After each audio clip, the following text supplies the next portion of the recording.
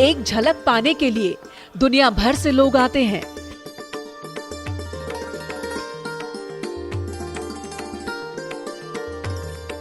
हालांकि बाबा केदार के दर्शन पाने के लिए आस्था के पुजारी सबसे कठिन रास्तों से गुजरते हैं।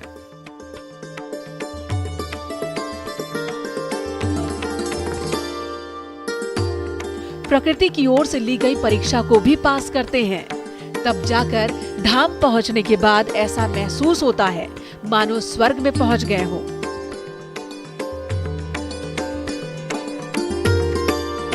शुद्ध वातावरण में ठंडी ठंडी हवाएं शरीर को रोम रोम भक्ति से भर देती हैं।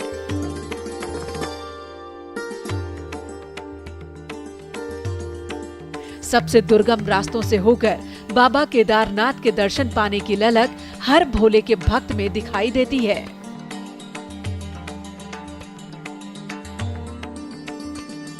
हिमालय तो केदारम, जो सबसे कठिन 12 ज्योतिर्लिंगों में सबसे कठिन जो ज्योतिर्लिंग है, जिसकी यात्रा सबसे कठिन है, और इस बरसात के समय पर जहां चारों ओर देखा जा रहा है कि बारिश से मार्ग बंद हैं, रास्ते बंद हैं और लगातार वर्षा वृष्टि हो रही है, वहां केदारनाथ हजारों लाखों लोग पहुंचते हैं।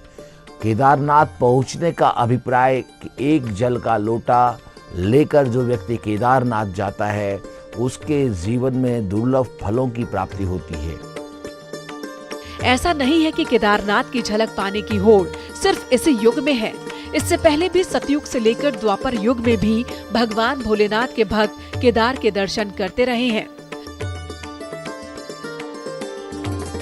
मान्यता है कि 5 पांडवों ने केदारेश्वर ज्योतिर्लिंग यानी भोलेनाथ के दर्शन पाने के लिए काफी मशक्कत की थी। दरअसल महाभारत युद्ध के दौरान पांडवों पर अपने भाइयों की हत्या का दोष लगा। इस दोष से मुक्ति पाने के लिए 5 भाई भगवान शिव का आशीर्वाद चाहते थे, लेकिन भोलेनाथ उनके कर्मों से खुश नहीं थे और इसलिए दुर्गम पहाड़ियों के बीच केदारनाथ चले गए। पांडवों को पता चला कि भोलेनाथ का आसन केदारनाथ में है। ऐसे में पांडव भी पहाड़ के कठिन रास्तों से होते हुए केदारनाथ पहुंचे।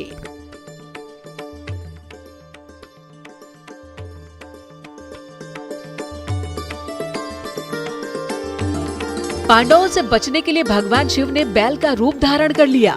बावजूद इसके पांडवों ने शिव को पहचान लिया। कहते हैं कि भोलेनाथ की कठिन परीक्षा में पांडव सफल हो गए और इसलिए भगवान शिव पांडवों की इच्छा शक्ति से प्रसन्न हुए और उन्हें दर्शन देकर हत्या के पाप से मुक्त होने का आशीर्वाद दिया।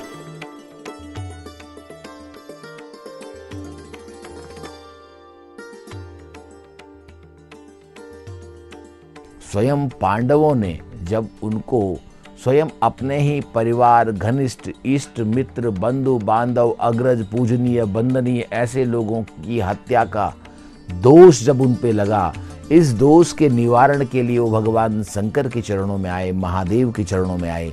वो वही स्थान है, वही केदार है जहाँ पर उन्होंने स्वयं अपने हाथों से भगवान शंकर के इस केदार को स्थापित किया। ये कोई सामान्य स्थान नहीं है। यहाँ पर आज भी स्वयं महादेव की उपस्थिति महसूस होती है, अनुभव होता है। यहाँ का जो प्राकृतिक आनंद है, जिसको प्रकृति कहते हैं, वो पार्वती है, और जो भगवान शंकर का एकांत वहाँ जाकर जो मन लगना है उसको शिव कहते हैं। धार्मिक मान्यता है कि पांडवों के समय से ही केदारनाथ में बैल की पीठ को शिव का स्वरूप मानकर पूजा होने लगी। केदारनाथ को पंच केदार भी कहा जाता है क्योंकि मान्यता के मुताबिक शिव की भुजाएं तुंगनाथ में, मुख रुद्रनाथ में, नाभि मदमदेश्वर में और जटा कल्पेश्वर में प्रकट हुए।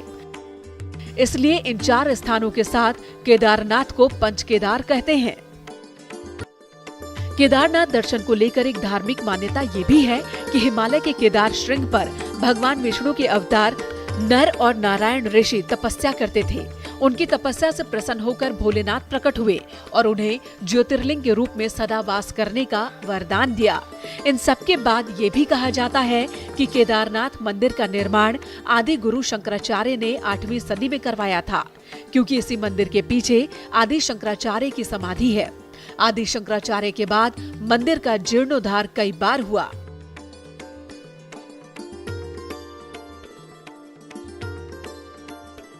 दसवीं सदी में मालवा के राजा भोज और फिर 13वीं सदी में इस मंदिर का जीर्णोद्धार किया गया।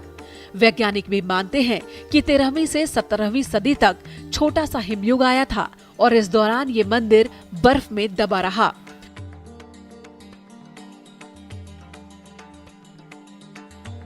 चार धामों में सबसे पवित्र धाम केदारनाथ के बारे में शिव पुराण में कहा गया है कि केदारनाथ में जो तीर्थ यात्री पहुंचते हैं उन्हें स्वर्ग की प्राप्ति होती है और अपने सभी पापों से मुक्त हो जाते हैं। केदारनाथ के पानी को सबसे ज्यादा धार्मिक महत्व दिया गया है। जानकारों का कहना है कि यदि आप मंदिर में अपनी प्रार्थना के बाद पानी पीते हैं तो आप अपने सभी पापों से मुक्त हो जाते हैं। Bureau report, news 18।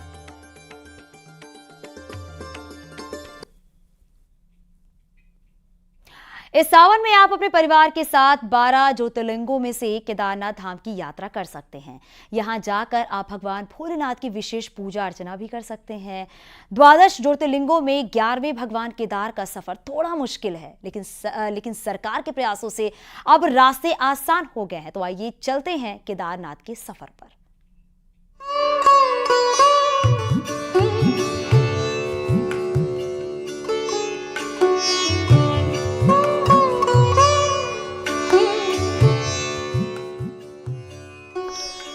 भगवान केदारनाथ के दर्शन के लिए मंदिर केवल 6 महीने ही खुलता है और 6 महीने सर्दियों में बंद रहता है।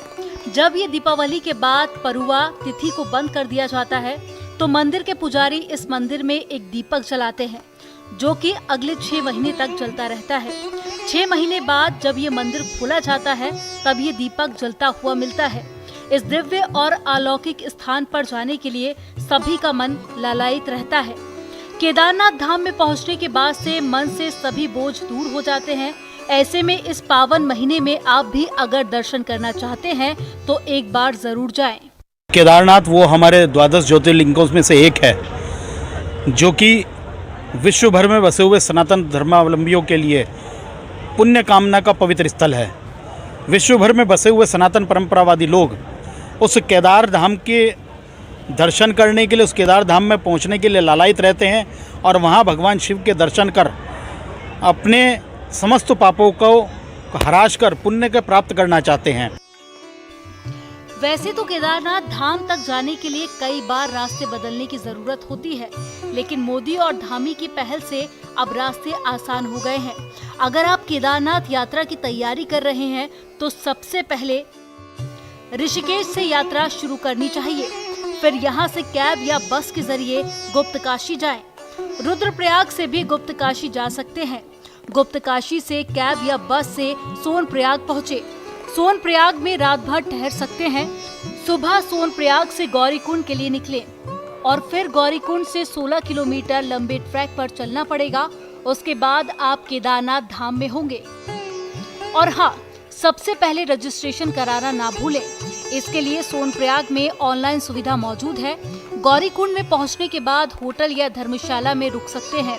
यहां पर सामान रखने के बाद केवल जरूरी सामान लेकर ट्रैकिंग शुरू करें। ट्रैकिंग पर जाने से पहले इन बातों का ध्यान रखें, जिनमें गौरीकुंड से 16 किलोमीटर केदारनाथ के लिए ट्रैकिंग होती है। ट्रैकिंग में 5 से 6 घंटे का समय लगता है। आप पैदल यात्रा के साथ घोड़े खच्चर से भी जा सकते हैं। खाली पेट धाम की यात्रा पर ना जाएं। साथ में छाता या रेनकोट जरूर रखें। अच्छी ग्रिप वाले शूज पहनें।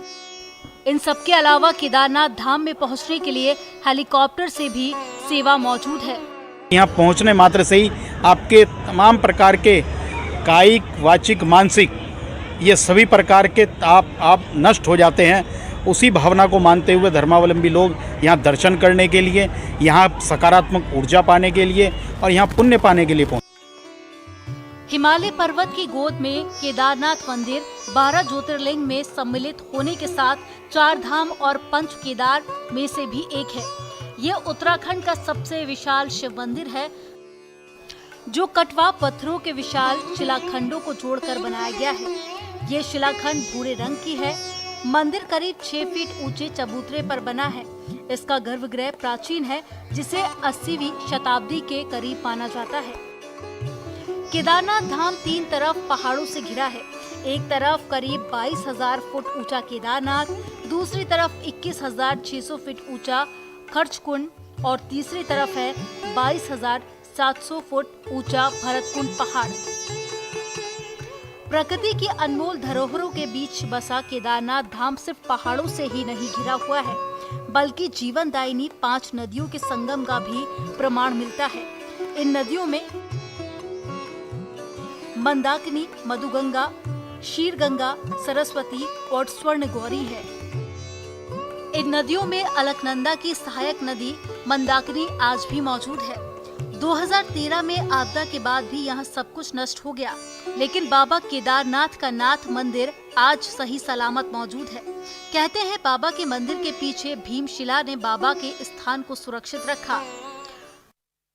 कि जब 2013 की जब आपत्ति आई, जब आपदा आई, उसके बाद से जब पुनर्निर्माण का कार्य आदरणीय देश के यशस्वी प्रधानमंत्री नरेंद्र मोदी जी के नेतृत्व में चला, तो वो अपने आप में और जगह आकर्षण का केंद्र बन गया और वहाँ पहुँचने का एक वहाँ की सुगमता भी बढ़ गई। भले ही यात्रा मार्ग बड़ा हो गया हो, लेकिन सुगमता भी बढ़ी है और लोगों के अंदर वहाँ पहुँचने का, वहाँ दर्शन करने का एक उत्साह भी बढ़ा है। तो आप भी अगर बाबा केदारनाथ धाम के दर्शन करना चाहते हैं तो इस सावन में जरूर जाएं और भोलेनाथ से मनचाहा फल प्राप्त करें। Bureau report, news 18।